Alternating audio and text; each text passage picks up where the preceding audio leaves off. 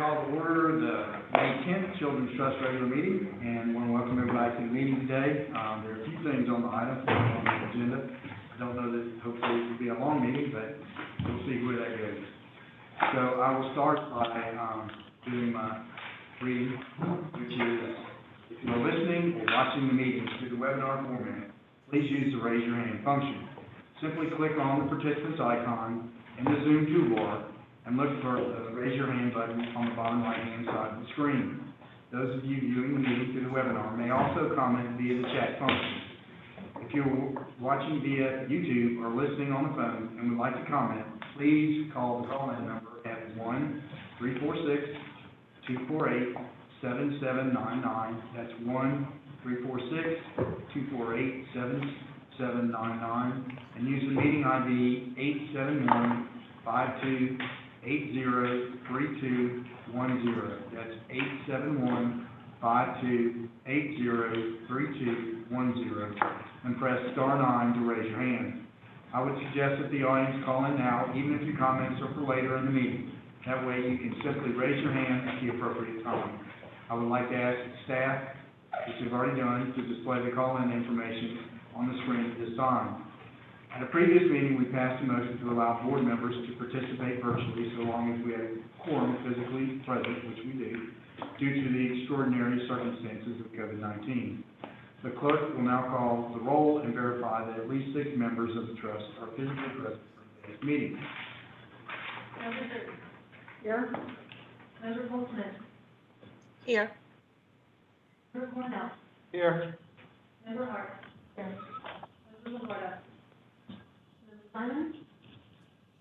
Member Snyder. Here. Member Swallowly. Here.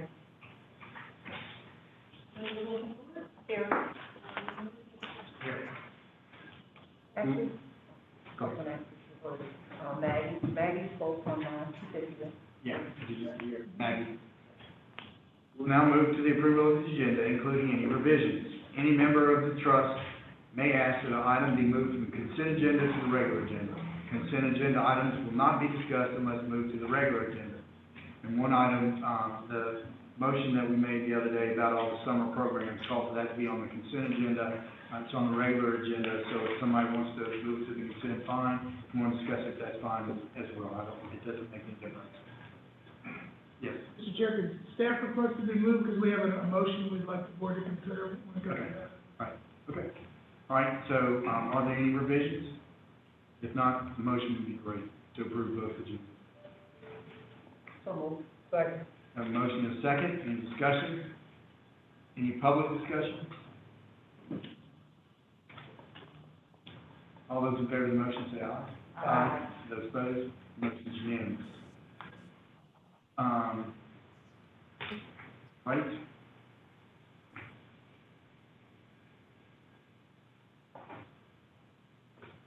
Chairman's report would be, I don't know if y'all know or not, but the meeting with the city got canceled for the city. They didn't have anything that they wanted to discuss, and so that's one thing that we are dealing with. And I believe that's everything that I'm supposed to. Also, Colin, you have a few items. Yeah, I'd like to welcome some new staff. First of all, we're delighted. Just stand up and wave, see how they are. But first, I'd like to introduce Dion Carruthers. Dion actually worked for a similar organization in Madison, Wisconsin. Not sure why he'd want to move to Florida after living in Madison, Wisconsin, but we're glad he's here. And then I'd also like to introduce Belita James. And Belita came to us from University of Florida, and we're glad to have them both as contract managers. And Belita has a long history. She worked with Meridian for a while. She worked with Healthy Start, Tallahassee, and several other places. We're delighted they're here, and we're gradually filling out our team, which is why I think things will move a lot quicker this year. Okay, and then I do have a couple of items for the board to consider before we talk a little bit about what happened in the legislature. First is we have to have a travel policy so we can reimburse employees for travel expenses. So the policy in your packet is basically mirrors state law. and allows us to reimburse or whatever the IRS says the mileage rate is for local travel, but unless there's any questions, it pretty much mirrors what the state statutes say we can do, and we'll add that to our handbook. So, any questions? If not, a motion would be great. Move staff recommendation. Second. Have a motion and a second. Any discussion? Any public discussion? Okay. All those in favor of the item, please say aye. Opposed? Those opposed? The motion's unanimous. Okay, Colin? Yeah, and item 6 is a follow-up from a motion Commissioner Cornell made way back in January, maybe, or February.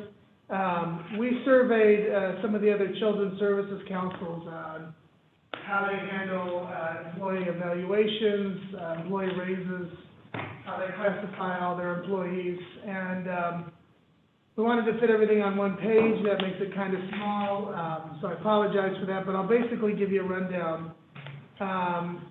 Everybody, with the exception of one, CSC, has a formal job classification process, and so do we.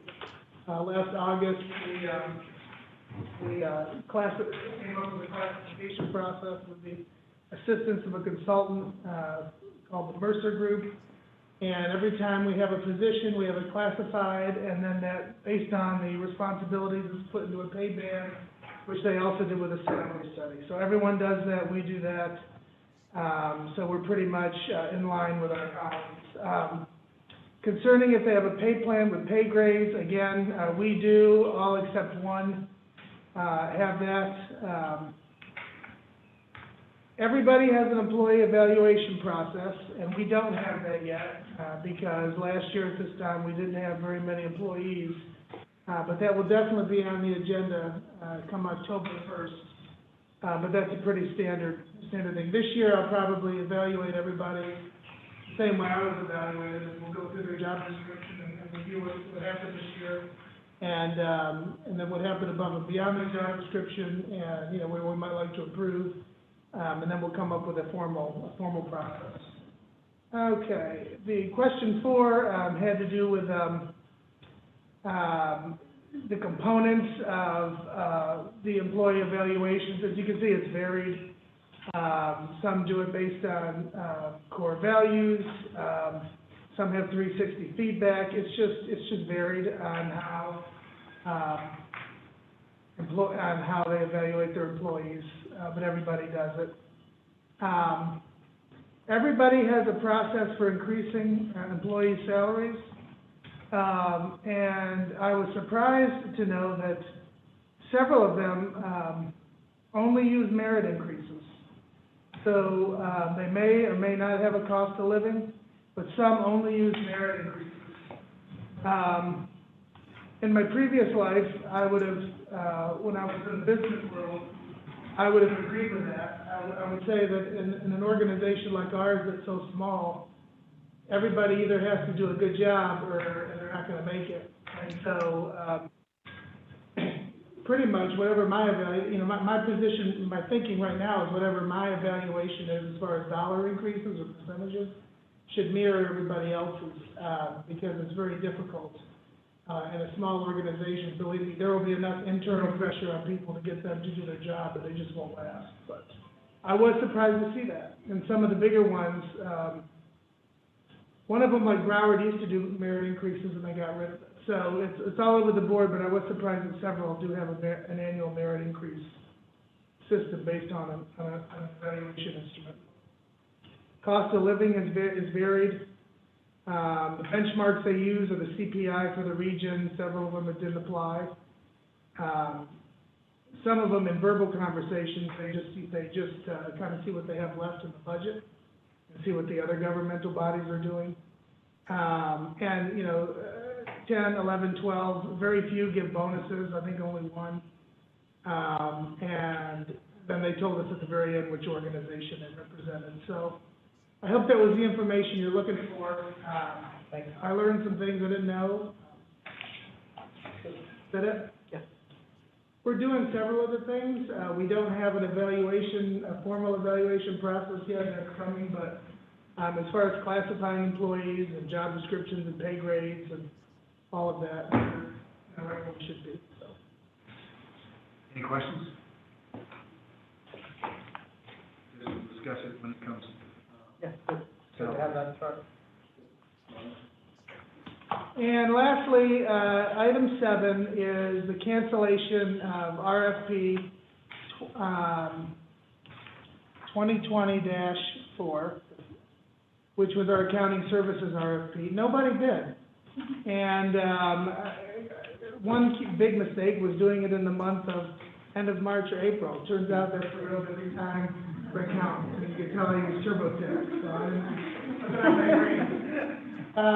Nevertheless, we did follow up, and one of them did call us back, and what we'd like to do instead is go ahead and begin negotiations with Carr, Riggs and Ingram and see if we can work something out. They have a price list on the state term contracts. They're a state vendor, and believe that they can provide the services in line with the prices they've already quoted the state. And if we can work something out, we'll bring that contract back in June.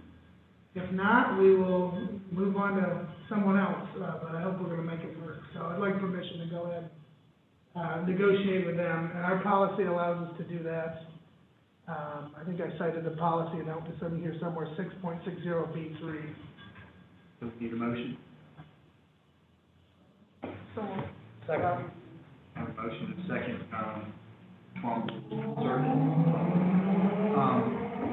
All right, any questions? Any comments? I have one question I was gonna ask they're doing some work for the county, all right? Yes, Carr, Riggs and Ingram, Mr. Chair, is currently under an engagement to do consulting services for the CARES funding that the county received in the fall, and now they're also assisting with the emergency rental and assistance program that the county has. So they're doing consulting services right now for the county. Okay. Any other questions? Any public discussion? Okay. All those in favor of the motion say aye. Aye. Those opposed? Motion is unanimous. At this point, we'll turn it over to Mr. Chair, I got one more. Okay. I'm sorry to put it in your notes. You had asked me to give an update on some of the bills. Okay. And those, I actually have that. Skip that or so? No, that's fine. Go ahead. All right.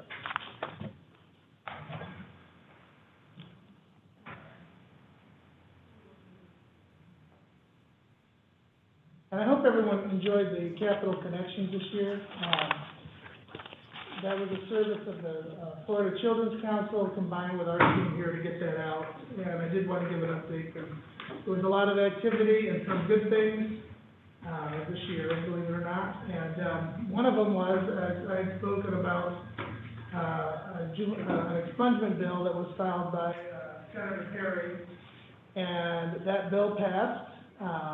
The potential impact is more than 26,900 minors, and it allows minors to expunge first-time misdemeanors and expands it even to some felonies and misdemeanors beyond the first offense. So that could be very good as far as giving kids a chance, once they become adults, to have an equal shot at life. And so that was introduced by Senator Perry. The early learning bill, this is about the third shot at it, and it finally passed. House Bill 419, and there was a companion in the Senate number I have in front of me, but anyway, they both passed unanimously. This bill was essentially, did a lot of things, but probably the most noticeable will be VPK accountability. So in the same way that you have some kind of assessment on schools, performance, there'll be a way for parents and the public to know if a VPK center is performing and getting kids ready for kindergarten. It does other things as well. There's a whole other page here, but it essentially moves the Office of Early Learning directly under the Department of Ed as well, and a lot of early learning, many early learning advocates are in favor of that because in their view, you now have a 0 to, 20-year-old or 22-year-old continuum of care all the way through. And the Gold Seal program, is now under the Department of Education as well. And there's some, financial incentives that are, that have increased, that we'll, talk about later. Actually, it's relevant to some of the things we'll propose in our budget. But that was about the third shot of this bill, and it finally passed. And the Florida Children's Council, along with several other groups, were involved in both the Perry bill and this bill. The next one here is our, the Alachua slash, I forget the Senate, the Senate opinion was Perry, wasn't it, also? Anyways, this is a bill that, helps, gives the Anita Zucker Center, the ability to collect some data on assistance programs to complete a study, so the legislature can, help us, make some recommendations to deal with what we call fiscal cliff. I think, what was it, Senator Perry, was someone just to confirm, there was also Senator Perry on the Senate side, okay, so, there's several other things in this bill, but that's the main one. Representative Lupus had another bill, concerning literacy and monitoring systems from VPK through grade 8.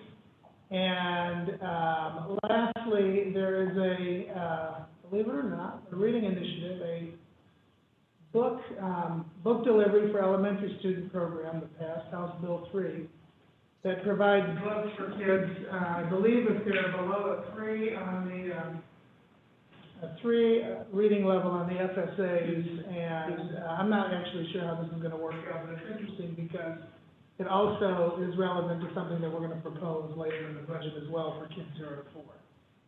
There's a lot of book clubs throughout the state for younger kids. This is interesting as the legislature picks this up. We'll see what happens. But there was a lot of activity. One that's not on here, but that you should also be aware of is we're not a Medicaid expansion state. However, the legislature did expand Medicaid for postpartum care for mothers up to 1 year.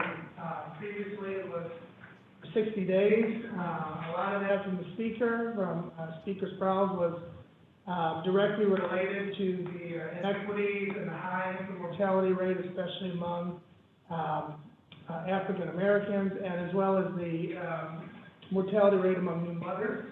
And so it's kind of this piecemeal expansion of Medicaid, and they decided to invest it in postpartum care, which was great to see as well. So a lot of good things. My group here, both Dan and Mia, spent at least an hour a week, maybe more, on calls with the other CSCs around the state to keep us abreast and tell me what I'm supposed to do, if anything, or who I'm supposed to call to try to make sure these pass.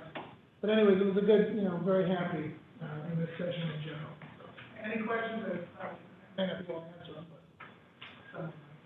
Questions? I just want to comment that the designation to the Zucker Center is just building on the Sunshine Portal work that we're doing. It's actually trying to facilitate collaboration among agencies at the state level to release records to each other. That's what that's all about. It's not a revenue generation enterprise. It's just a way to make us be able to have permanent work, be able to have access to state level data across agencies. That's really important. But I don't know if you want to add anything more to that. Well, I think, it's one of the barriers that we experience in trying to bring together data from a number of different state agencies at the person level to do these linkages with that.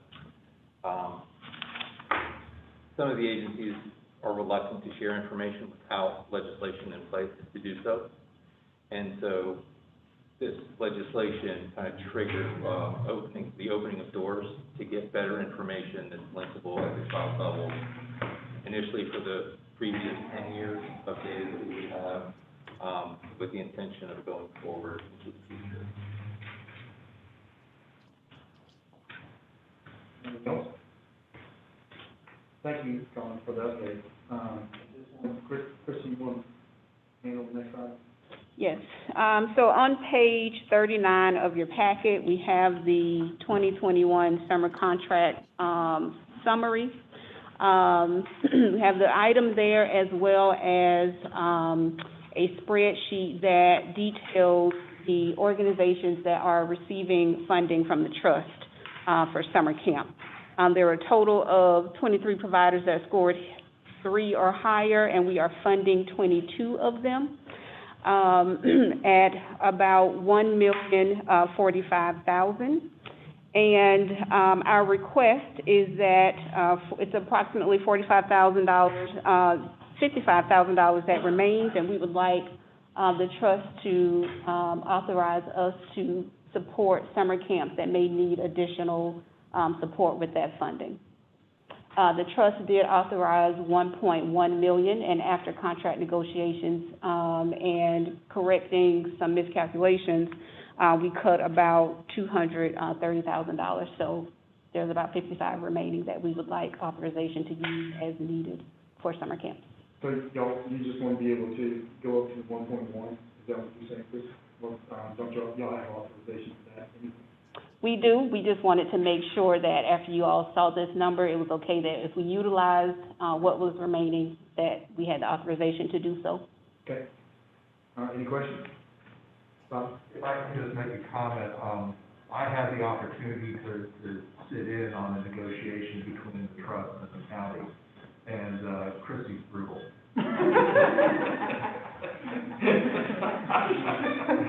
a compliment. She was all over the request and making the county justify their numbers, and I think that just goes to show you when they made the comment at the last meeting that, well, we're gonna negotiate and talk with people. They were very serious. Yeah, I love that, that's a great comment. Just curious, the city of Newberry, did something change with them? So after our contract negotiation, they decided that they, would look for additional funding after they figured out, a continuous program. So the way their summer camp is set up now is individual weeks. And so the director of, Parks and Recreation went back and they decided to, not continue with the contract. But we did reach out to them to let them know, that, hey, the trust is very interested in making sure we're supporting children's programs, in the city of Newberry. So, Lee, I would move that we receive the report and authorize the trust to spend up to the $1,100,000. Okay. The motion second, can you give us a question? Yeah, I was gonna ask if Newberry was the one that made the 22 funding, and since we're not funding Newberry, 22. Questions? Any questions from the public? Okay, all those in favor of the motion say aye. Aye. Those opposed? Motion's unanimous. Okay. All right, the next item would be, the financial statements and independent auditor's report. I don't know if there's anything before we turn it over to Todd. Yeah, I'm gonna turn it over to Todd. I met with the auditors this week, it was very good, or last week, I guess, this week's just started. I think you know what we're gonna say. Yeah, thank you, Mr. Chair. Last month when we met, I kind of walked through some of the financial highlights for the year, in the draft financial statements, and today we have for you, audit partner from Fergus Company, Ron Whiteside, and, Heather. They're going to, actually walk you through the audit and the audit reports that are included in your packet, today, and kind of just discuss how the first year financial audit went, for the Children's Trust. Thanks, Todd. Well, good afternoon, everyone.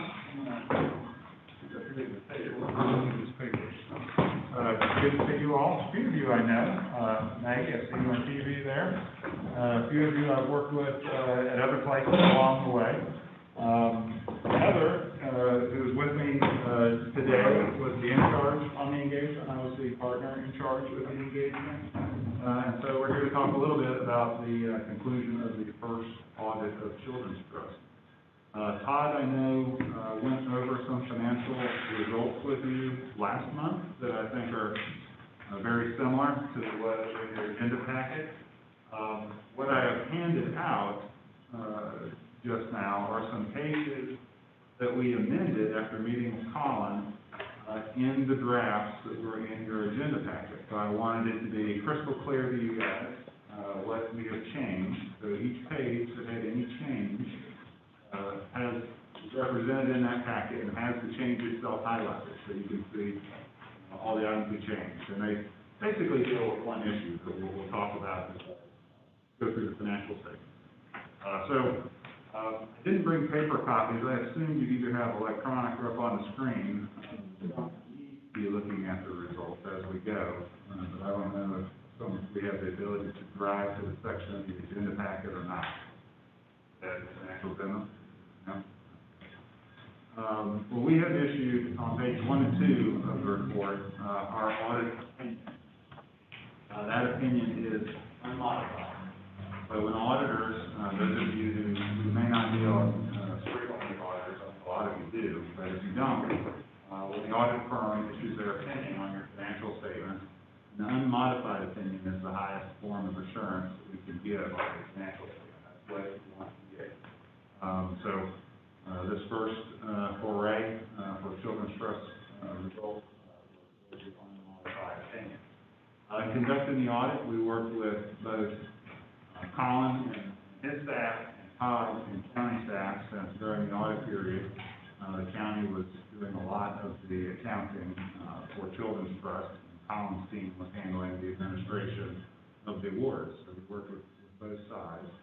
And as we move forward here, as roles transition, today, Children's Trust has internal payroll, so next year's audit and accounting will look a little bit different. And then, as you were just talking about, ultimately, we're going to outsource the accounting function, so we'll continue to work with CRI and be selected in that role as we go forward. But looking at the results for this year, after the auditor's opinion is management's discussion and analysis. Management has written. If you're just going to spend a little bit of time with the financial statement, it's a good place to read about the financial activities without having to get into the detail statement. Since I like detail, count. I'm going to look at page 10 here for a moment.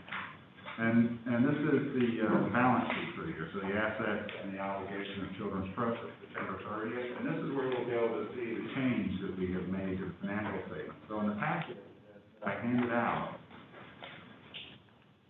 with a numbered page 10 in the packet, page 10 is in the draft financials, you'll be able to see we've highlighted two numbers in the equity section. And that's the change we made. So in the original version, we had incorrectly identified approximately $4 million related to contracts that had been executed for provision of future services to providers. And that number was the incorrect number. As of September 30th, 2020, there was not $4.1 million of funds sort of pledged to contracts that you had executed. That figure was actually $1.4 million. So that's what we have changed. In the equity section, where we assign fund balance to various uses, we have dropped that figure to correct $1.4 million in the revised handout. The effect of that is to increase what's called unassigned fund balance. So when we're looking at the balance sheet, we have the assets, we have the liabilities. The difference between the two is fund balance. Fund balance that has been earmarked is assigned. Fund balance that is not earmarked is unassigned. There's quite a bit more unassigned balance in the original draft. The rest of the pages that were affected are pretty much just that. There was one other thing that I'll talk about as we go through it. That's basically what those numbers appear throughout the financial statements. Again, looking at page 10, I know you've seen these numbers before, so I'll be $5.8 million of cash on hand, $20,000 due from the tax collector for excess fees, $4,000 of prepaid, so you have liabilities related to payables, grants payable, where the vendors have executed services at the time and did not pay for those services at September 30th. Approximately $400,000 and $200,000 due to the county for the services and payroll that the county had provided and not yet been reimbursed for through September. Difference being the equity that we talked about. And so we'll go back a couple more pages, page 12. Actually, that is in the handout. We don't have the original here. We have a line item in there for rental income. Sometimes happens in the Excel file, PDFs. We had a row here to make see the income for the year, $7.3 million of property tax revenue, $6,000 of interest, $40,000. Approximately $1.7 million of expenses towards program services, mostly through your labor contracts, and a little over $500,000 related to administration and operation of children's services. Same net position of $5.1 million. What follows the statements are the notes. This describes various accounting practices. They're all customary for an organization, a district. I will point out, which is page 20, and this is also, page 19. This is also in the handout. Page 6. You see the highlighted section in the handout. It describes the various program areas of children's trust. The original language, I think, came from the organizing document, the ballot initiative related to children's trust has since been updated. So that's the revised language you have adopted. And then on page 20, again, you see the same change that you made.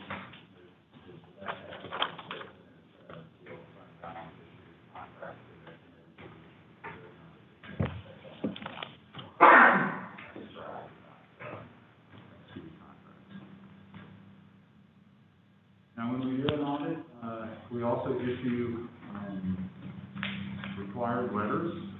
We, in your case, have to issue a letter on what are called government audit standards. We have to follow the conduct of the audit. This is a regular audit. The government audit standards audit, we have to look at various compliance issues. Things like complying with the registration policies, like investing in public stocks, things of that nature. We have no either compliance violations or internal control deficiencies to report, so all of that is being handled appropriately. Again, during this audit period, a lot of that ran through the county. So the county has got a lot of systems and processes and people set up to make sure this thing happens. And then we have a management letter on page 24, required by the Auditor General of the state of Florida. It requires that we address various things. If we had had any items that didn't rise to a reportable condition but were significant to report, we would include them here. We have no items like that. It's a clean letter. And on page 26, we have a report, again required under Florida statute, the funds. The primary focus has to be security of the funds, as opposed to related security. Again, in summary, I would say the audit went very well, but the county staff and children's trust staff were cooperative. I think this is, we don't get this done without a lot of assistance from those folks. Me, this is pretty straightforward. It's a conference about, things are getting more complicated as we go. You've got payroll now, you've got a lot more activity now, you've got a bigger team now, grant compliance, determining compliance of the vendors with the contract program requirements, as opposed to this audit. There's going to be a lot more of that next audit. And the transition from the county's system of processes and controls with you in-house and use with your vendor. So that's going to be a big focus of next year's audit, looking at that process, going from a set system that you're participating in to one of the firms that presumably manages these type of systems with other clients. But that'll be a first time looking at all that next year. So that'll be very focused on that. So with that said, I'm happy to answer any questions on anything I went over or didn't cover that you'd like to talk about. Questions? The accountants, do you have any questions? Yeah, no, a strong balance sheet, good audit, I move we accept the fiscal year 2020 audit as interested. No questions? Second, any discussion? Thank y'all very much. All right, thank you very much. Todd, you couldn't do it without you. Appreciate Colin, everybody involved with the Children's Trust. So thank y'all very much for making it such a clean audit. It's always good to hear. Thank Todd, thank you to Todd, administration here. So we're looking at that. Thank you. Happy to do it. Any questions from the public? All those in favor of the motion say aye. Aye. Those opposed? Motion is unanimous. Okay. Thank y'all very much again. Okay, now we're at the point where we got the big ticket item. As we discussed 1 year's budget, we're about to create a new one, so, Colin? All right.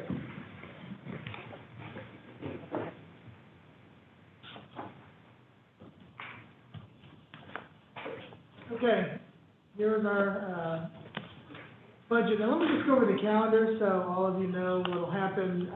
According to the bylaws, I have to present the budget in May. So here we are, that's line 3. I haven't received anything from the, it's kind of odd, because I haven't received anything from the property manager yet, so it's just a guess. So the methodology of guessing what the property value is going to be is to call up everyone else and see what they think it's going to be. Probably on the low side, because they had the state had their forecasting committee meeting, and it came in a little bit higher statewide than we think here, but we'll see what happens. So on June 1st, I'll get property values, and then the trim process will kick off July 1. June 14th, the feedback from whatever we get here will be taken, and a proposed budget and a proposed millage rate and tentative budget will be passed, will be given to the county. We'll let the property appraiser know. Our hearings will be scheduled for September. And then we'll have 2 additional hearings in September before we finally pass the budget. Our restrictions on hearing dates, the superintendent is not here, but we have a school board member and a commission chair. We can't have hearing dates on the same day as the school board and the county commission. So ours is the 13th and 27th. Of course, we're happy to change them, but if you have it scheduled yet, it would make our life easier if we could keep ours. So I know. I haven't gotten a schedule yet for last meeting, we didn't get a schedule. Okay. So those are ours. If we have to change them, we can, but we can't hold them on the same day as the county commission and the school board. Other than that, we'll. The county and the school board call meet on Tuesday, so. Yeah, ours are the 14th and 28th. It sounds good. All right, so it looks like we'll be in good shape, so. Colin, would you repeat the dates, please? Yes, 13th and the 27th. And all of this will be in the budget calendar. It was in the budget in the packet, and it'll be in the one we get ready for June as well, which will be even more complete than that. So that's kind of the schedule we're working on. So we'll vote on this meeting. The intent was really more discussion, voting on a proposed budget won't happen until next meeting. Okay, so as far as the taxable property values, I think I said at the last meeting, we're using the 3% increase, which is about $16.7 billion worth of property.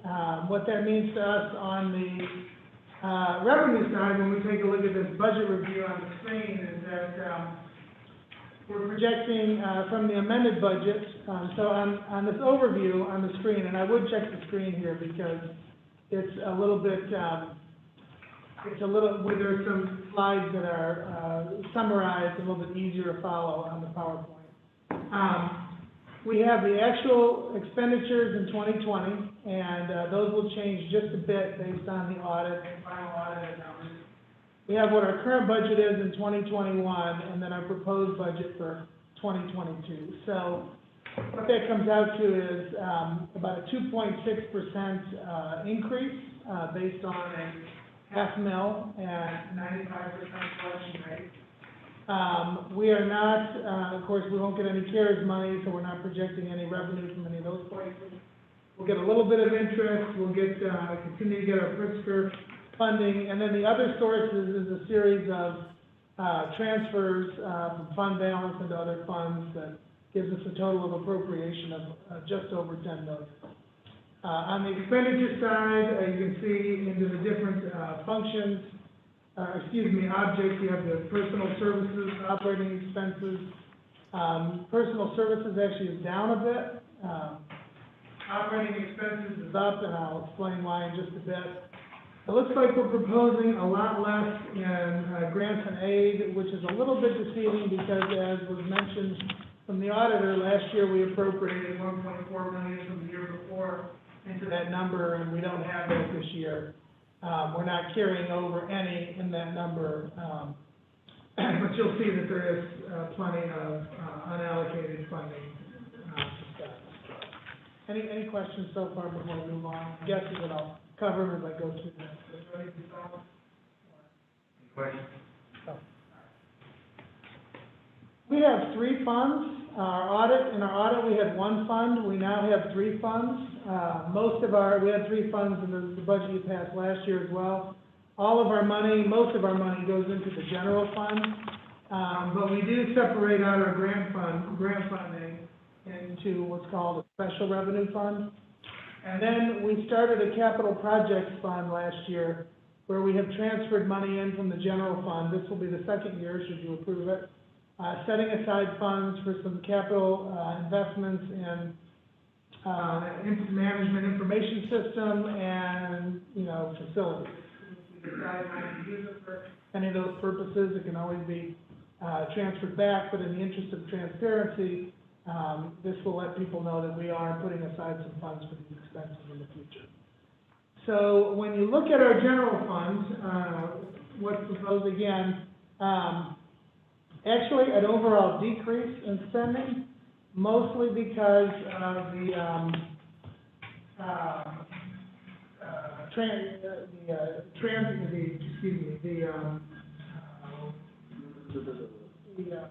this is the revenue side, my bad, decrease in revenues, mostly because of a little bit less, the carry forward and the combination of the carry forward and, not projecting less interest, and we're not going to project any Medicaid revenue. We weren't able to do that last year, so. Slight decrease in the general fund, however. On the overall expenditure side, and I think I skipped some slides, let me just go back. So on the special revenue fund, again, another overall decrease, mainly because we don't expect to get any CARES funding. We had actually budgeted for that when it was coming last year.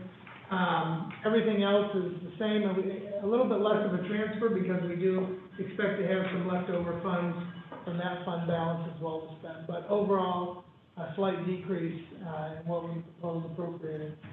And then the increase is actually in the capital projects fund. We proposed this year just to put that to where we want it to be, which is putting in another $750,000.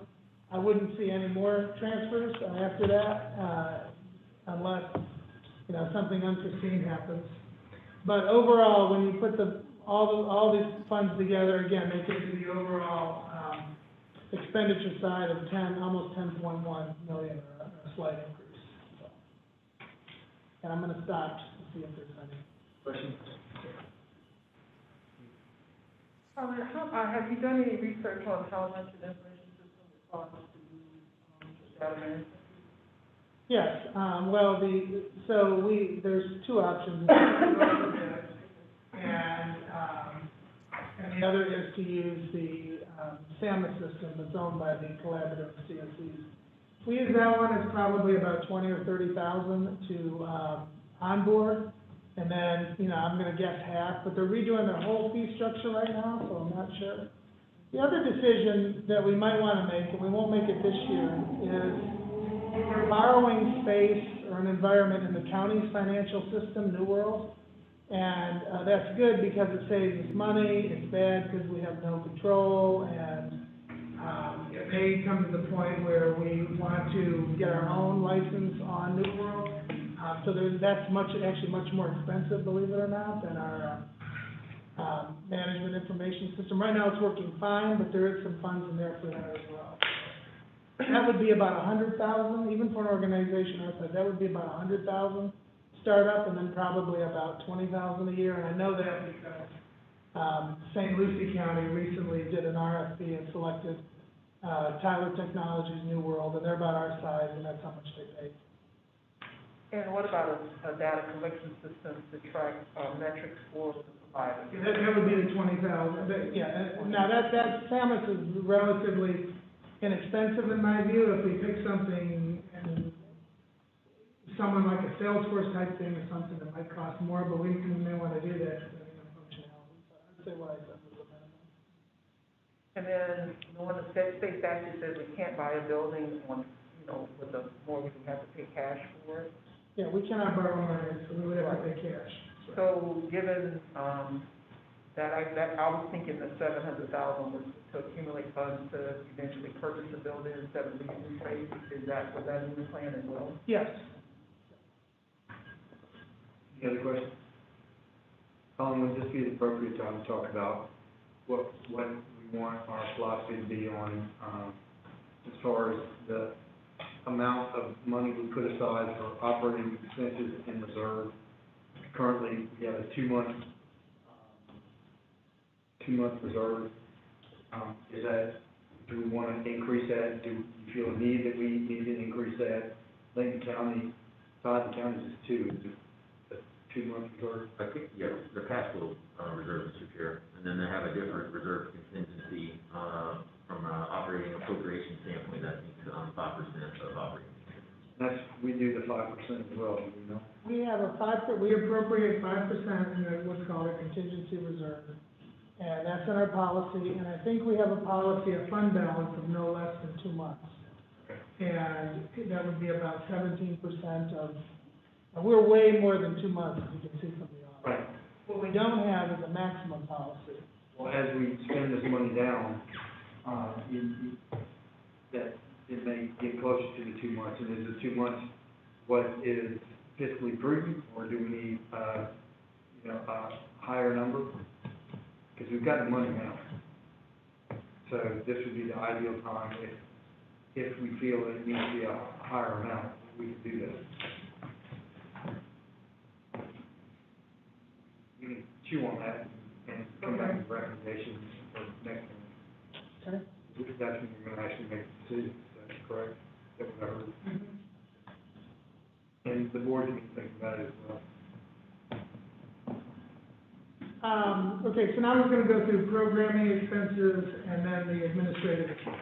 And so programming is, we're excited, we think we're gonna do a lot of great things this year. We have some recommended program funding of about $3.5 million, which leaves us 2.6 that we've yet to divvy out. We have categories, we just haven't allocated it. And included in that is things like match, sponsorship, community engagement, any evaluation. None of that has been parsed out yet to this discussion.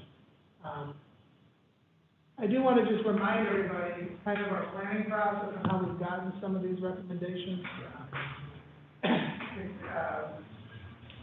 The planning process really started before there even was a Children's Trust, with the Children's Services Advisory Board and their needs assessment.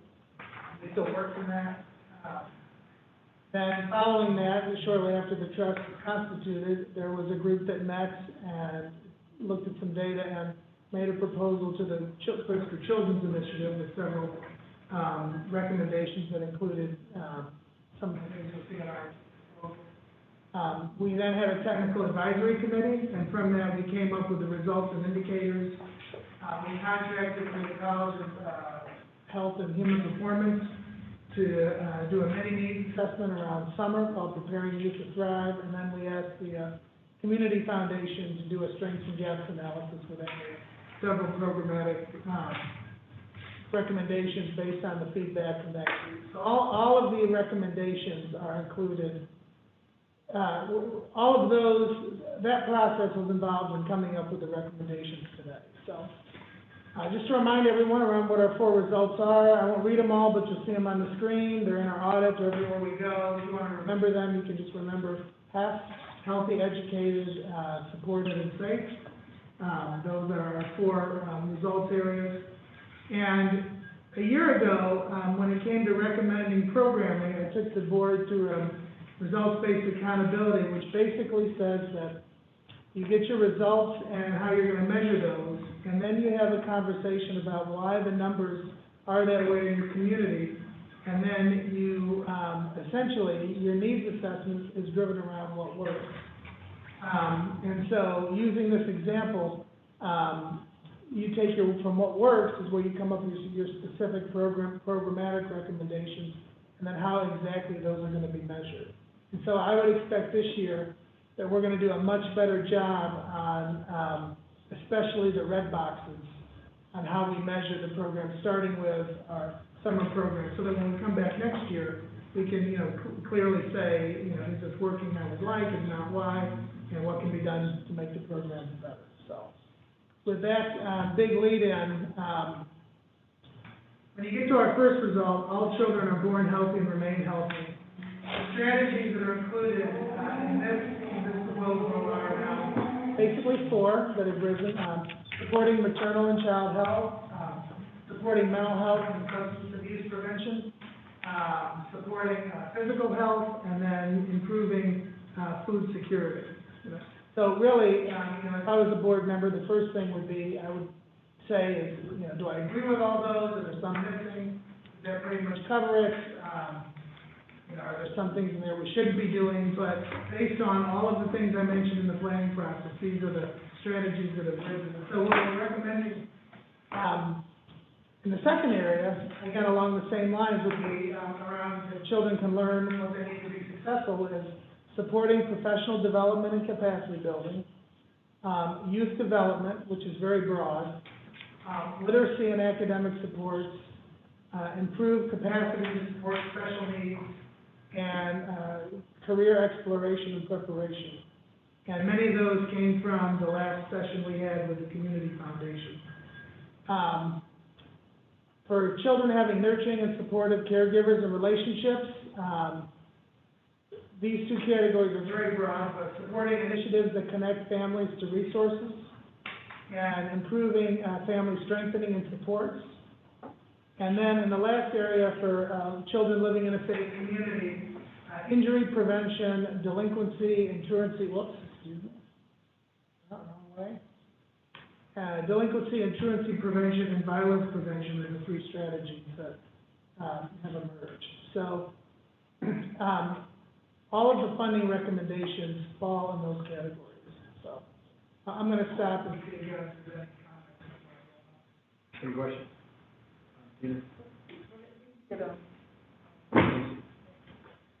Okay, Colin, thank you for putting this in our packet, which is the Alachua County Results Indicators, and some things are getting better and some things are not getting better. Are we as a group going to have a chance to try to discuss these and see whether we can go back to our contractees with this information? I mean, how are we going to process this?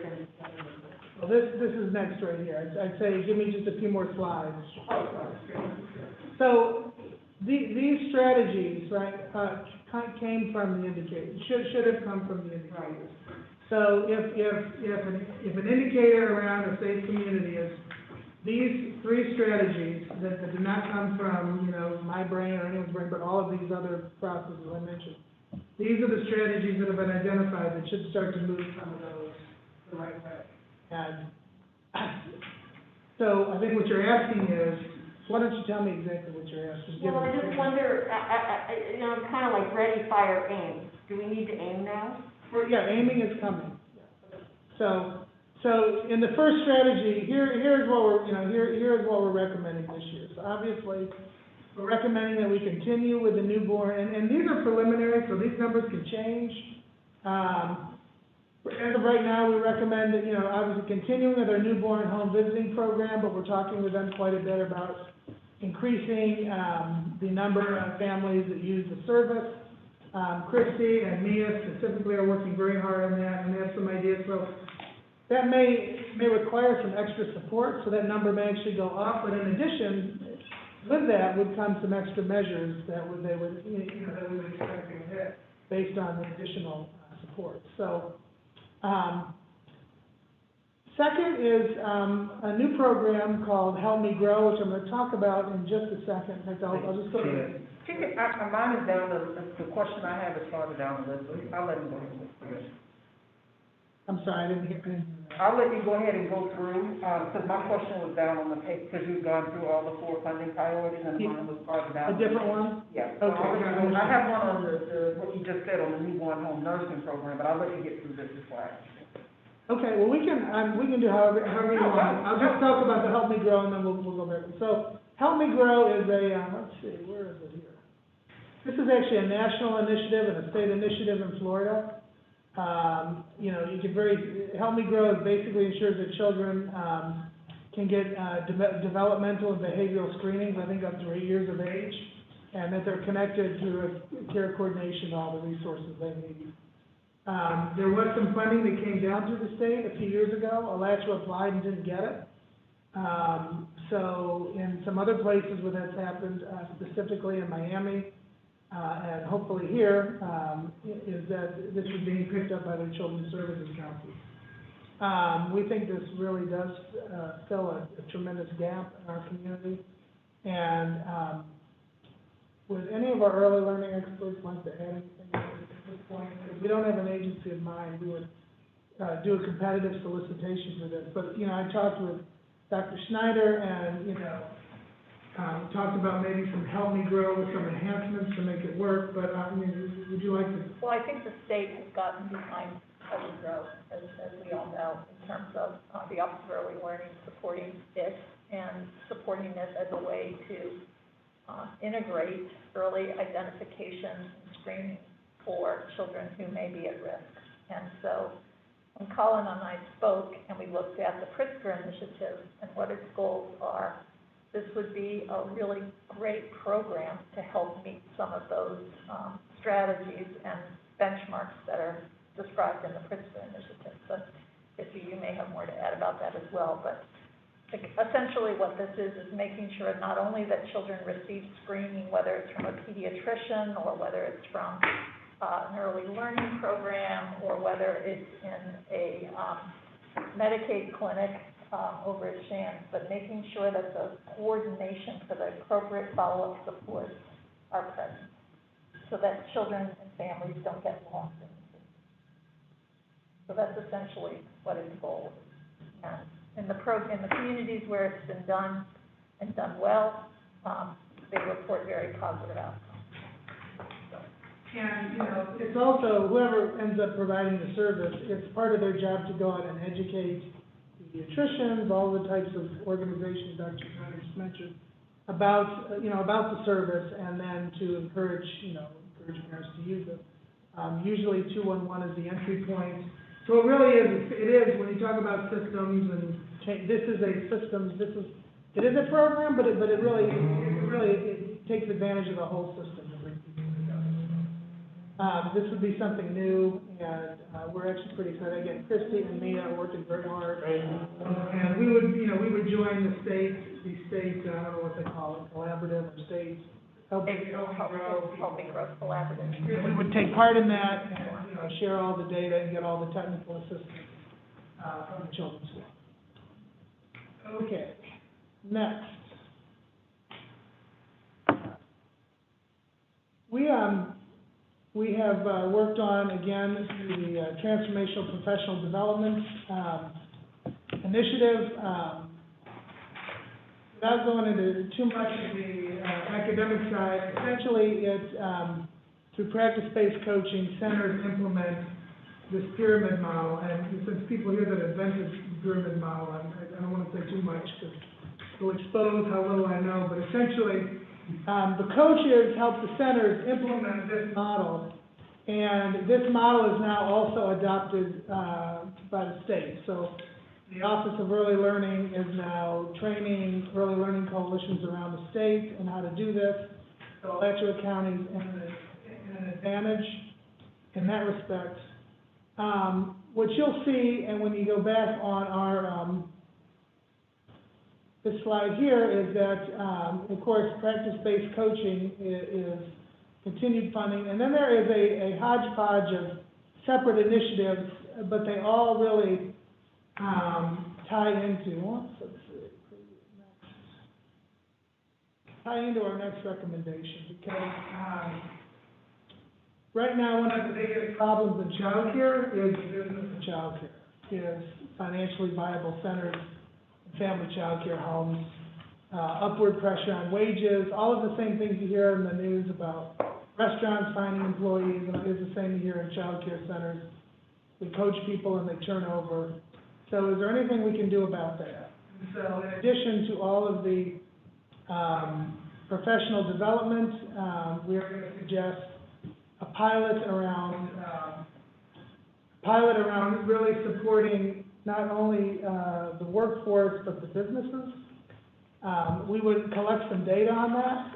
So one of the things that we would add to what we're doing now is the, Professional Development Registry. Again, this is something developed by the Children's Forum, but what it would do is it would allow us to collect data on all of the teachers that have been coached, to match that with other trainings they have, to input their wage data to see if their wages go up because they're more valuable employees, or do they just leave the field, do they go somewhere else? This is done in both Miami and Palm Beach, so we would pilot this because it is going to work training centers to enter this type of information. We may decide it's great, we may decide it doesn't work for us, but that's why you do a pilot. We can also enter our own information on if they can complete the 14-week, I think it's 14 weeks, practice-based coaching sessions. And then we would also combine that with some child care center training and supports around getting them ready to meet accreditation, which is an initiative. It's now a priority of the state through the new bill. It's a priority through the Pritzker initiative, and it's a financial priority because the incentives for being accredited means that centers can draw down, I think, from as much as 40% extra on the school rate. This new legislation. Is that right? Is it 40% now? It's up to. Up to 40% more. So, in other words, we could actually see a payback. We could measure if we invest money to help a center get accredited this year, how much money do we bring in, how much additional dollars is that going to bring in to Alachua County over the next 3 years for their first round of accreditation before they have to go through it again to our county, which hopefully we'll be able to see through our portal if that actually went towards increasing the wages of the employees at all, which is the ultimate goal, to keep them in the field and improve the quality. So all of those items in the under the capacity building and professional development are in this category right here. Now, I'm going to stop right there and see if anyone has any questions. Okay? All right. I'm not going to spend too much time on the red here, but this is after school and summer. I think people like what we do in the summer. We'll want to continue that with probably some modifications based on what the evaluation tells us. And we'll also want to pretty quickly make some funds available for next school year. So expect we'll come back to the board shortly with some details on that. I opened my mouth at the joint meeting and said we would support a literacy landscape and evaluation. I would say what exactly that is to be determined. I did meet with Dr. Moss, Sunshine Moss, and the evaluation is fine. It's what is done after that's the trick, and what is the trust role, and versus what is everybody else's role. And I think, and who should make sure that everybody plays their role is the trick at that point. So hopefully we'll have more to say, but I did include that in the budget. And then I was actually more excited. Yes. Yeah, real quick. Yeah, one thing, Colin, on the summer school, I know the first year, the summer programs, we're really just evaluating who shows up. We're not going to be pushing the organizations hard on kind of measurables, but I hope that we can identify coming out of summer, perhaps programs or kids that are in certain programs that need that additional after-school help, and some of these providers can provide that during the school year. So that would be a great outcome for me. I know next summer, we'll have probably more metrics that we can evaluate folks from. I think this first year is really just kind of level setting. But if we can build on programs from this summer into next school year, I would call that a huge success if you come back to us with, something like that. So I think something that you want to think about and that you'll either want to give us direction or as a recommendation is, what is the purpose of our summer programs? Because this year, the purpose of our summer programs was to get kids out of the house in a safe place, to people that already knew how to do summer, and with a wide variety of activities. So some were physical activities only, some were academic, it just ran the gamut. So do we want to continue? Because if you want people to So when you say extra help, I think what we need to decide is, what do you mean? Do you mean academic help? Do you just mean, what do we mean by that? And once we decide, then it'll be better for us to kind of narrow, you know, our. Yeah, I would limit it to I would limit it to literacy, mental health, supportive health, so I wouldn't limit it at all. I'd ask, I mean, there's probably better experts here that can tell me. I remember you saying, or somebody saying, I wish we just didn't lose anything from their reading literacy. Yeah. From the time they end school to the time they start school. That's clearly one, but I think we're also gonna have, like with the 5 program, we're also gonna have an opportunity to be exposed to kids that perhaps, we didn't have exposure to, and we can see maybe some other things that they need help with that the trust can provide. So I don't have anything to limit it to. I just wanted to kind of make the point that I would expect to see you all bring back maybe some recommendations from some providers that want to continue with some of the things that maybe they identified as some. Got it. And if you want recommendations, Colin, you know, when would you probably bring that forward? If I wanted recommendations from the board, I'm What our having real trouble hearing you. What our expectations are going to be as far as to determine what we think is successful. Yeah, I would think that throughout this whole budget thing between now and September, Okay. I think this is the venue to have that. You know, what is the purpose of our summer program? We can bring you some different ideas. So in other places, they have some academically intensive summer programs for younger kids where they're focusing on reading. But when you get to the older kids, it's more of, you know, connecting them with some activities that might support their interests and their career. So, yeah, I mean, it just depends on the age group and things like that. So if you know, my personal view is that with the younger kids, this is the best shot you have for their summer skill loss.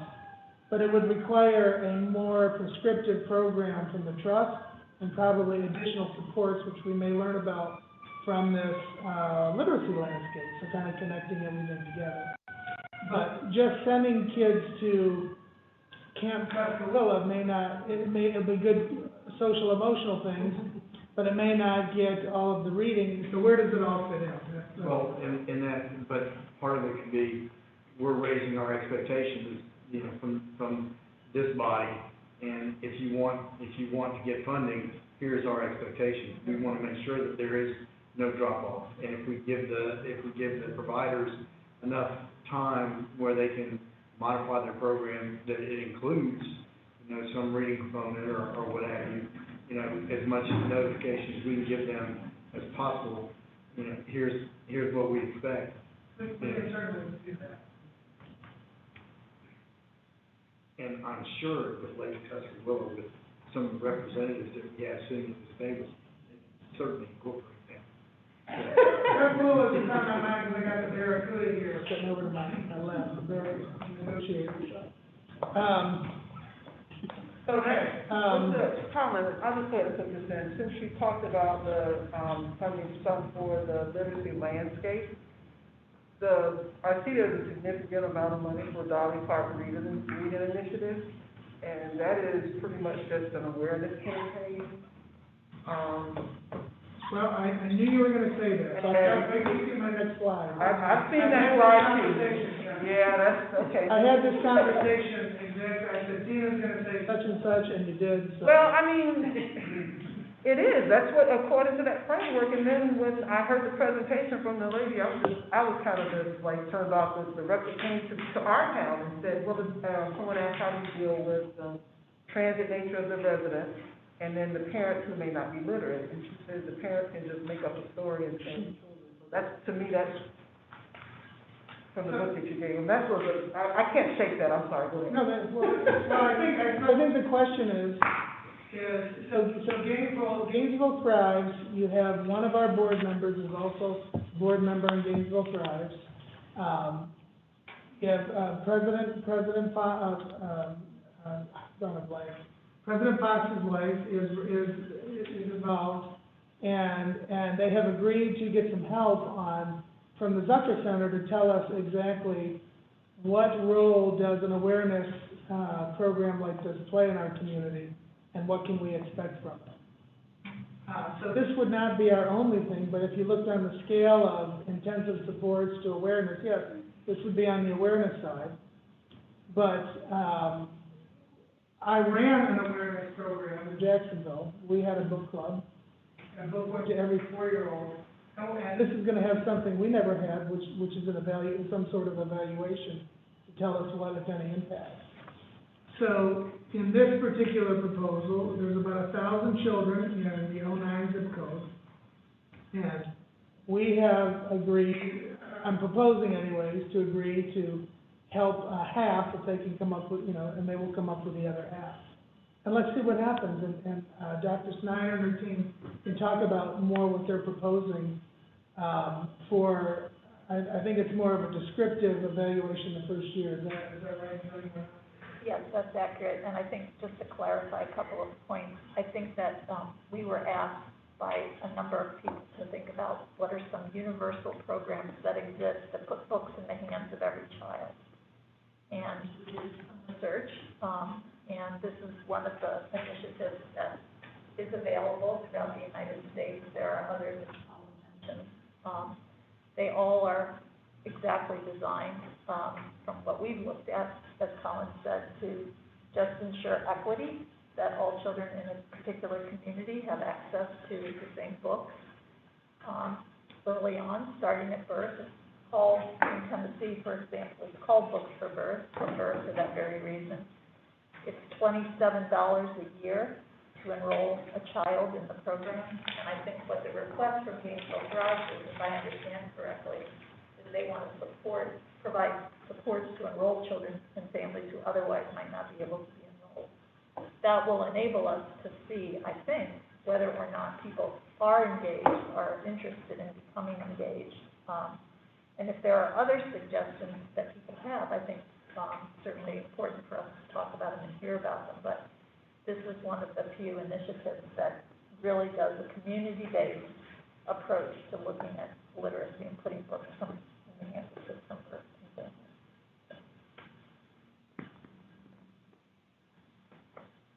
The research literature talks about things like children being very excited and having higher levels of self-efficacy because the book comes mailed to their homes each month, so they actually receive a book, and how proud kids feel about getting something special in the mail, that it increases kids' interest in just books in general and families' interest in general. I agree completely with Tina that it would have to be supplemented with family literacy programs and other things like that, but we've got to start somewhere. So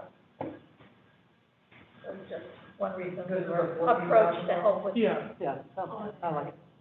evaluation. and it is relatively small. Okay. I think it's also been discussed within the Lectio group, right, as well. The group is working on the literacy initiative. Is that accurate? If we took it through the evaluation, and it's on the awareness side. So, Yeah. and part of that discussion was to make sure you don't overinvest in one area and not in another. Uh-huh. And, Yeah. and I so, think that's a good point. Yeah. we have a lot of awareness programs in our county too, with our library system and stuff. That's the reason why. But I know they've been trying to raise money for this I and all. think there were some discussions too with the library back when this was coming out the United Way, if I'm remembering correctly, that the library was also very interested in thinking about how they could also support this in some of their activities, but I don't know if others remember those discussions, but it might be important to circle back with. I can say that the library said that Yeah. it's snuggled up in read Yeah, section. yeah. And last year, the library, made sure that every Alachua County, I think, school board student had a library card. That I don't know how it's being used, and certainly the library could talk to them about. But I think Jackie and Rachel have also talked to ELC programs. Again, how cool it would be if some of the early learning coalition Yeah. programs could also have the same books, so kids are seeing books everywhere. So again, we don't know yet, it's very early, but it's a way to get books in the hands of kids who might otherwise not even have friends families. Tom? Yeah, let me back up just Seems like I skipped something. Give me just a second here. Yeah, okay, now I'm going. All right. So the last two, some of them think I'm missing some. Give me just a second if you don't mind.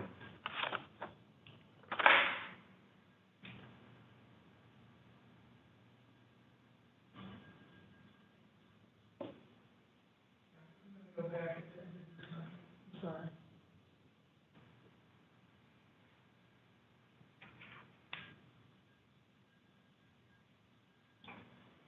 Yeah, I want to talk about mental health for a minute. We're going way back because it came up. The Early Childhood Mental Health Consultation, that is otherwise known as the SED program, that's one that we feel needs to be reimagined. I could go into all the reasons. It's no commentary on any of the agencies. Essentially, with the pyramid model and having two sets of, right now our coaching, our transformational professional development coaching model should provide some social emotional support. In fact, that's a lot of the research comes based on, for that model, helping kids social, emotional, and behavior. Sending out so where the early childhood mental health consultation would come from would be if it's an issue identified by the coach that they need additional support as opposed to having two separate programs looking for centers to serve. I think that's where our thinking is now. There are other models of early childhood mental health consultation that we may explore, and Dr. Snyder has also recommended. In Miami, they do the Georgetown model, so she was kind enough to connect me with the Georgetown folks. But this is one, because people have asked about the three programs, this would be one that we would recommend imagining. And then mental health has come up a number of times. In the community, and having, to Commissioner Cornell's point of having mental health supports and summer sites, and there is a way to take trust dollars and leverage them with other funding sources.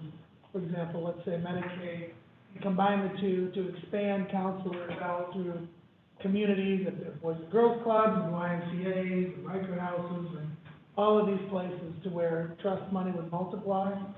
And so that's something we'd like to take a look at. We don't have a number yet by it. And then there are a number of prevention services in our community that would be worthy of supporting through some kind of competitive process. So as of right now, those are the three, kind of the three programmatic pieces to what we would propose under the mental health. I realize I skipped mental health. Are there any questions on that?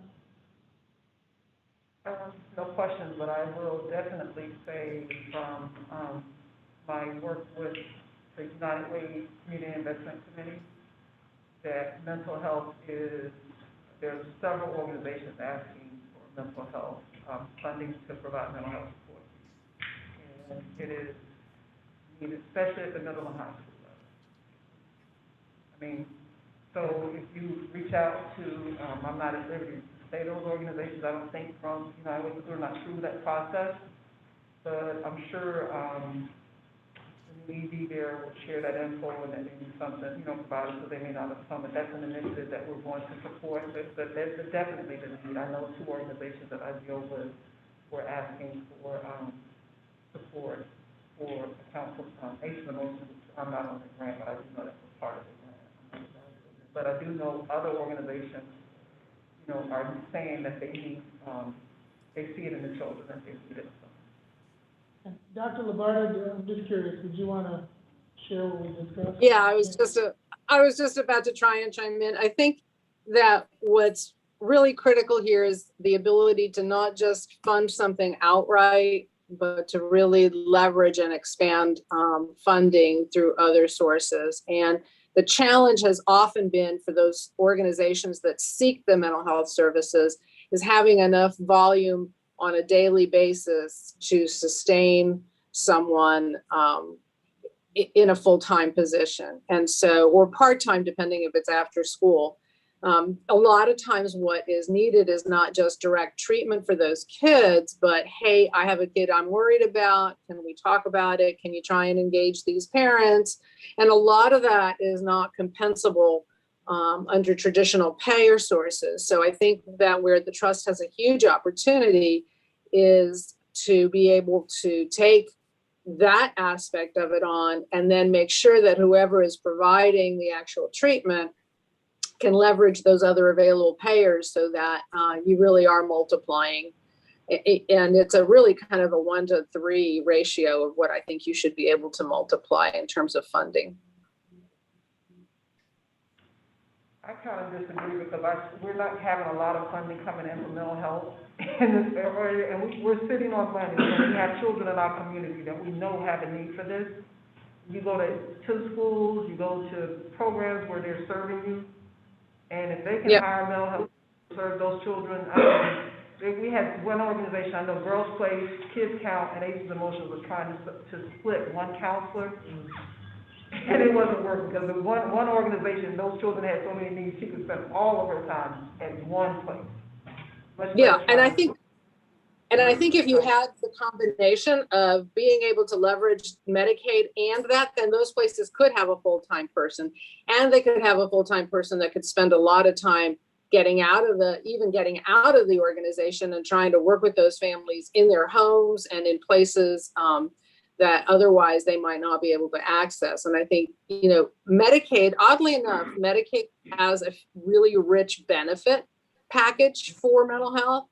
There's a lot of things that it'll pay for. The thing it will not pay for is downtime for just talking before a child and a family is engaged and signed on to treatment. So if you can cover the downtime, you could get to a point where maybe you get 2 counselors paid for at the Y or at Girls Place or at some of those others.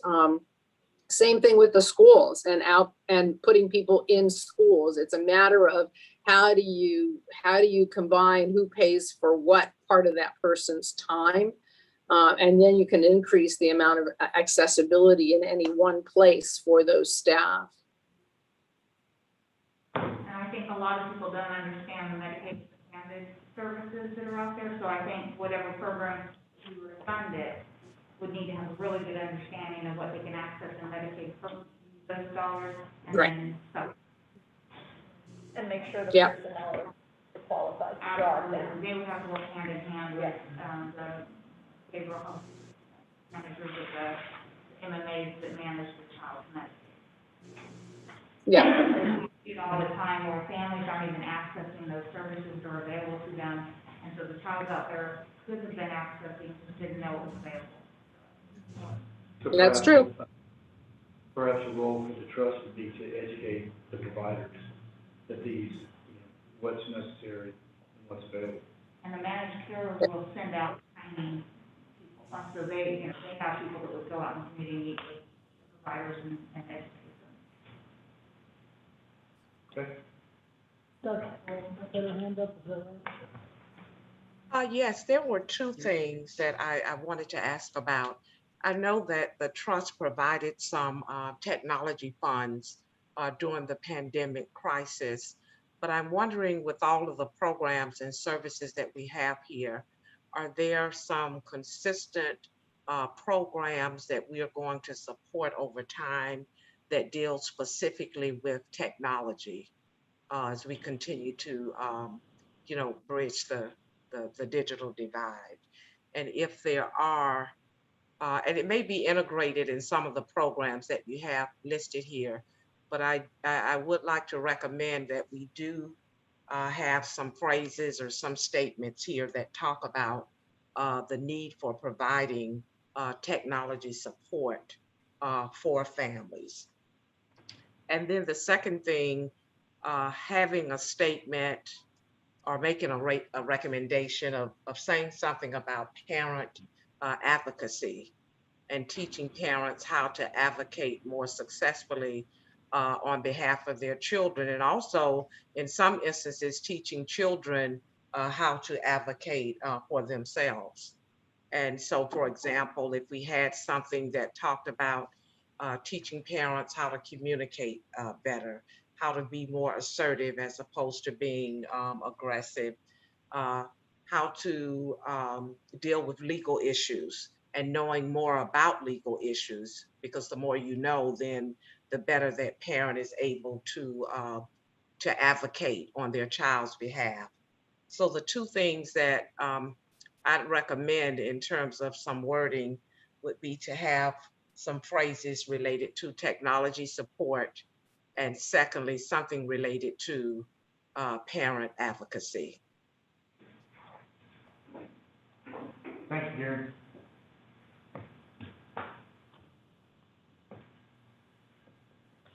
I think parent support would fall into this category right here, improve family strengthening and support. I'm gonna put Dion on the spot a little bit. When he interviewed, I think it was up in, you might not remember this.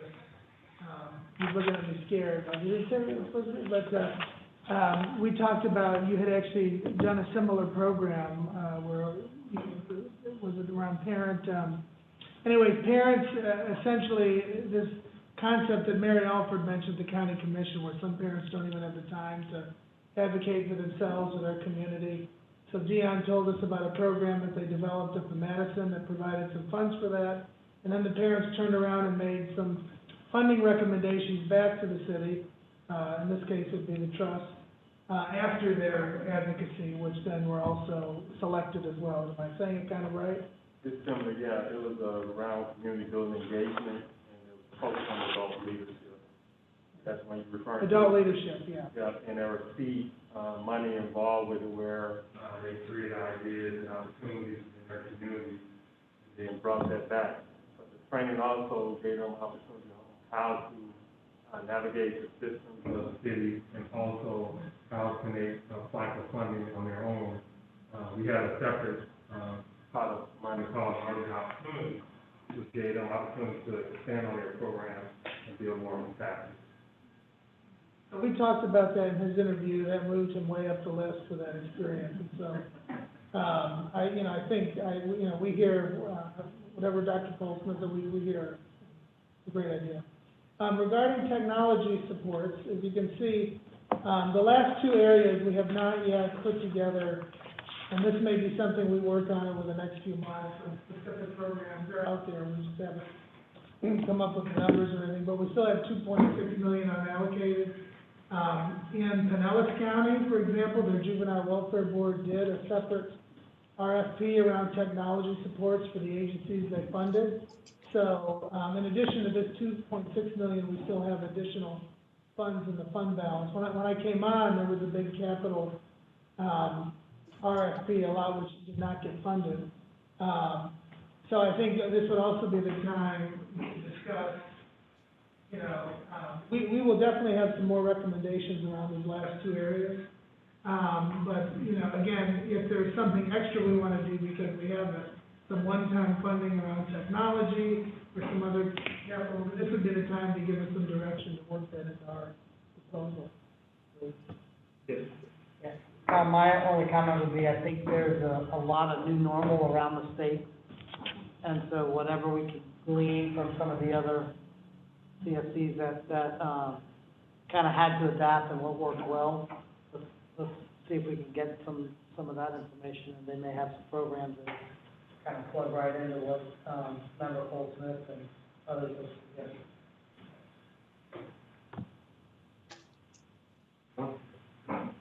Okay. Any questions? Are you complete? Now I got more, we're almost done. Couple other things I wanted to just, that are included in the numbers is around community engagement. We're gonna recommend that every even year that we do a community, a external,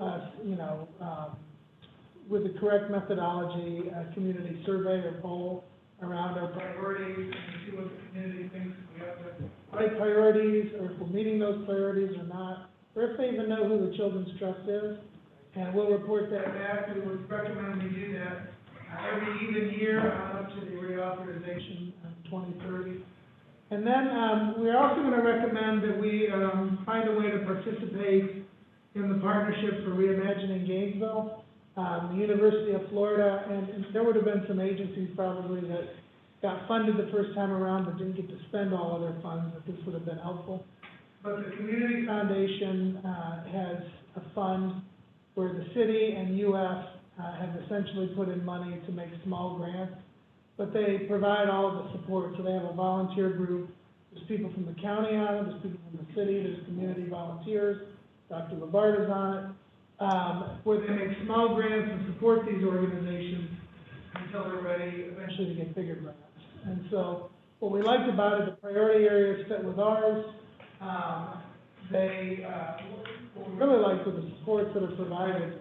And so we would provide some staff for that.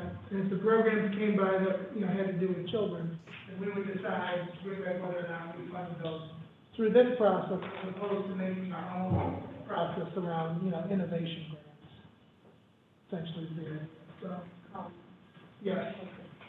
Since one of the objectives is to create awareness about the Children's Trust, did you all consider as annual, at least for the first couple of years, in terms of the community survey? I don't know how much effort it requires or how much. Not for the survey, but I do have, if you look at the rest here, we have significantly increased our public information budget. Up to, I think, $67,000 if you look at the details. So on the staff side, we actually are pretty flat, including increases for staff after 1 year of employment, exactly the same as me. But on this side here, we included funding right here for public information to do a lot of the things like we've done in the summer, which have been very well received, all the way from advertisements to earned media to combination with the school district and so yes, we have substantially beefed up what we're going to do around that. And so that's on an annual basis anyway? Yes, those are the annual things. The survey would be an addition above and beyond. This is something that they do in St. Lucie County every other year. We kind of are ripping that idea from them. This year, we would expect it to be a baseline, and we try to improve, And then the last thing is for our current building. This is our building. I've only seen 3 of you at our building. It's a beautiful building. And we have requested, we lease the first floor. The second floor is vacant. And a lot of the requests are for the trust to do a lot of coordinating and meeting. And we have no space to do that. We don't even have a conference room to do this. So what we're putting in the budget is the extra funds to lease the second floor. And the second floor may have some staff, but a lot of it will be probably as big as this room, I'm guessing, maybe a little bigger. But it would be, also meeting and training spaces. Because as we're bringing on, this is a lot of contracting to do here. As we're bringing these on, we'll be places to have bidders conference and provider trainings and all that. Right now, we don't have it. So that would be with the second floor. So that is the budget. We've already had discussion, and of course, free to say anything, but that's all I have. Okay, any further comments? On the juvenile delinquency and prevention area, all that's to be determined, are you guys gonna be reaching out to what, we have agencies that do some work in that space? And try to, What I would guess would happen if I had to guess now, Christie will make some recommendations, but we will probably, a lot of what we're doing is what we would call targeted funding. We've kind of identified what we want to fund, and it's just a matter of finding an agency that can do it. For example, Help Me Grow. I would imagine that we'll also have some more RFPs, what is out there that needs some additional support, and that's probably how we will address some of these areas. We know they're out there already doing good work and need some additional support, as long as we're real clear on, what the outcome measures are and the measures. and for funding for the fall, I've had a few folks, citizens ask me, when are we having submitted and apply for summer funding? To provide space, programs in that space. Do you have a date for when? I wouldn't Window? I wouldn't be surprised if we have some things for the board to consider at the next meeting.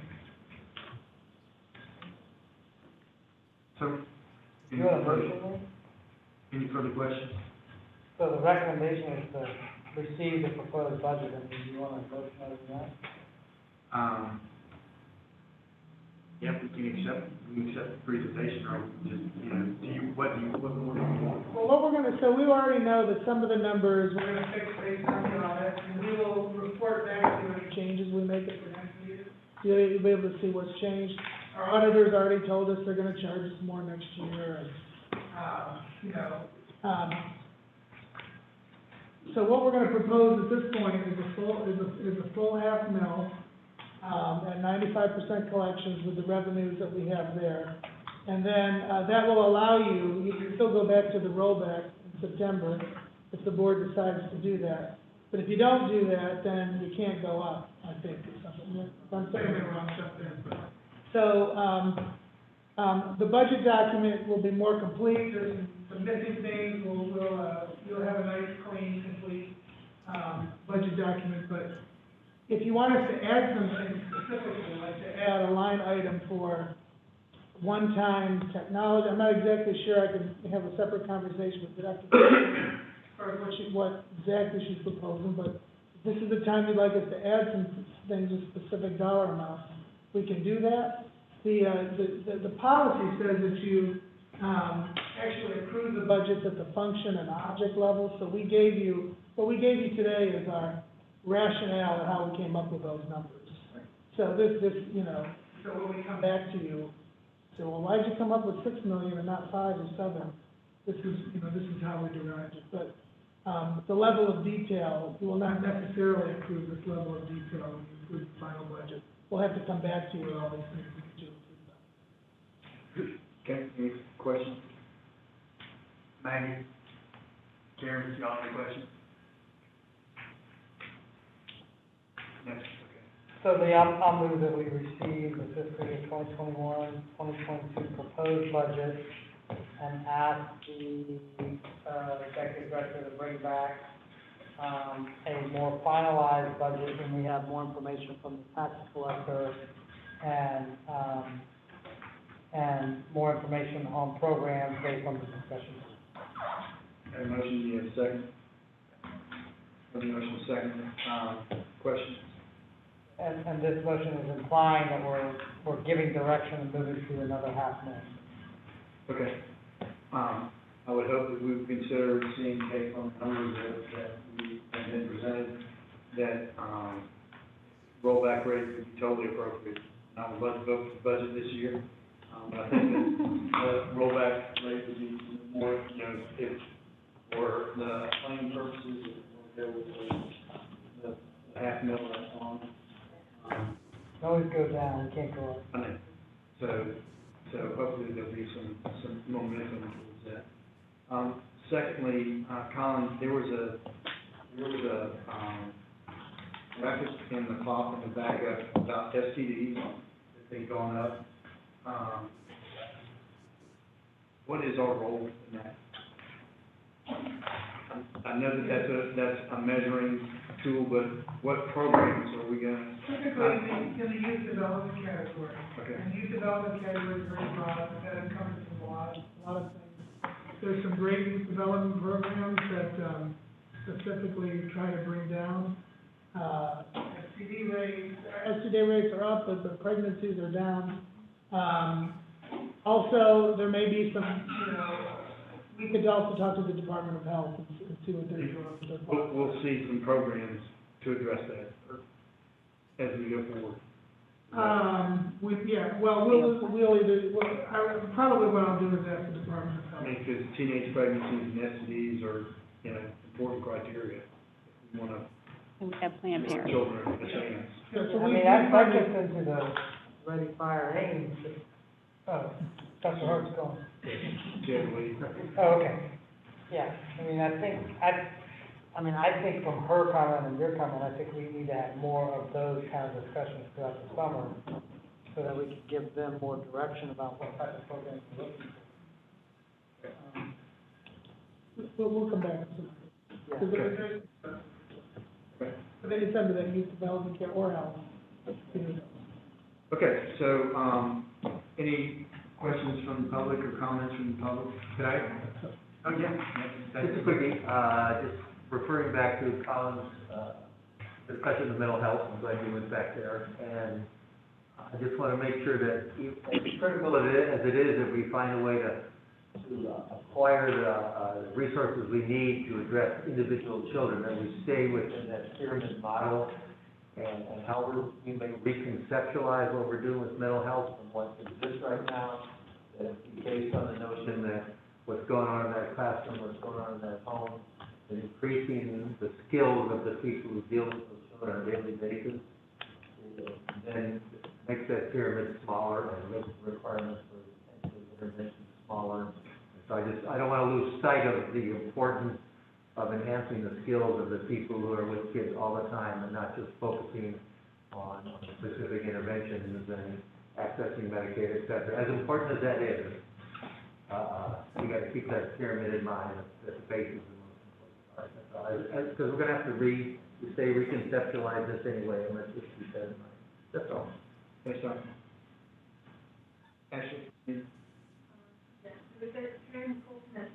Okay. Karen? You're on mute. Okay, I'd like to go back to the comment made earlier that about the $55,000 that remains. My question is, can those persons who've already received funding receive more funding to serve more people, in their particular agency or organization for the summer? Or is the $53,000 to fund new programs?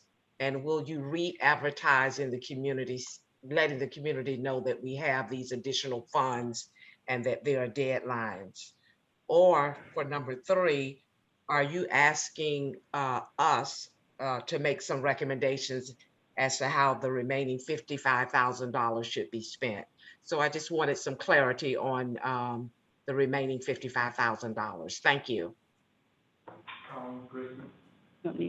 So the remaining $55,000 would be used to support the currently funded summer camps that we've already begun the contract negotiations with. And so it would be specifically for miscellaneous supports that could come from those camps, whether it might be needing more assistance with transportation. That's just one example, but we wouldn't be re-advertising or including additional programs that didn't apply during the RFP process. Thank you. Okay. Candace King, who wants to discuss program funding. Ms. King, good to see you. I'm gonna come over here close to your microphone, because I was on the Zoom in for the last couple months, and I could never hear anything. Okay. So, and if you don't mind taking off my mask, because I'm fully vaccinated, and I have a soft voice anyway. So I'm sorry to believe that. So I just wanted to make a couple of comments and to give you some context. I worked for the last 10 years in a community-based agency providing medical care and dental care. So I'm looking at it from that perspective. Most of the people we served where I worked were adults. However, we did serve children, and I have some perspective from that. I'm also a member of the Alachua County Safety Net Collaborative, which I'm sorry that Dr. Hart left, because she actually founded that group. I don't even know how many years ago, 7 years ago, 8 years ago. And that group meets every month, and we talk about what's going on in the safety net. And from that experience, I have some other ideas. So I'm going to bring up just 2 quick examples, but essentially my question is, how is it that people like myself in the community that have been doing community work for a long time are quite interested in the Children's Trust? From my perspective, I've been interested in it for a very long time. How is it that we can provide you all information in the most time-effective and effective way? That's really my first question. Candace? Yes. Colin. Okay, we actually have met, but part of it also is that some of the things that we talked about today stimulate some thinking, for my part anyway, that I might not have had I not come to this meeting. So that's part of it. I just am encouraging you to know that there's others in the community that will be spinning, I don't want to say spinning, that will be growing as you grow. So think about that, please, because there are a lot of us that have been doing this work for a long time, and we want to help. So the two quick things I'm going to bring up, which are embedded already in Colin's chart, one of them, I call it navigation. You probably would most likely call it case management. And I'll give it to you from the dental perspective because that's how I've seen it. We have seen that even in screening and in the kind of contact, brief contact we might have in the community with children, that we identify kids that have some pretty strong needs, but guess what? We never see them again. And that's a big problem, and I'm sure it's as big a problem in the medical world. Part of this is because they have to essentially get navigated into insurance. Many of them in our community, believe it or not, still do not have insurance, do not have Medicaid. So that's a navigation piece. But a part of it has to do with the problem solving to get them to a place over and over again. So that case management navigation is not just for mental health, although I loved the discussion over here about training people to know what other resources they have. That's extremely important. So I'm laying that out there. Tied to that is this whole notion of resources and being able to train people and have guides that people will, the professional side as well as the family side, have access to. And in the Safety Net Collaborative, we've gone on and on about this for years, working with 211. There's a wonderful student group that's put together a resource guide by volunteer student labor. But I do know that it's just not working well in our community. There's a lot people don't know about. It's a hard nut to crack, but it's something that needs to be chipped at. There's an awful lot that we can be sharing with families, community centers, churches, that we're not doing such a good job at. And I'm really glad that Colin is increasing public information funding, because I feel like there's a lot of things that can be communicated that aren't just about the trust specifically, but about what this community has to help our families. So that's what I have to say. Thank you. Thanks, Ken. Ashley? That's it? Okay. Okay, we have a motion and a second, and any further discussion? If not, all those in favor of the motion say aye. Aye. That's motion is unanimous. Okay, I believe there are just some informational items that are left. So, let's go to General.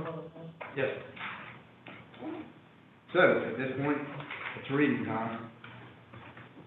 Okay, if you're listening or watching the meeting through the webinar format, please use the raise your hand function. Simply click on the participants icon in the Zoom toolbar and look for the raise your hand button on the bottom of the right-hand side of the screen. For those of you viewing the meeting through the webinar, you may also comment via the chat function. If you're watching via YouTube or listening on the phone and would like to comment, please call the call-in number at 1-346-248-7799 and use the meeting ID 871-428-3210. Press star 9 and raise your hand. Is there anybody who would like to make general public comments? Okay. Okay. Any of the members of the board like to bring them in? Okay. Well, in that case, the next meeting is June the 14th at 4. It'll be right here.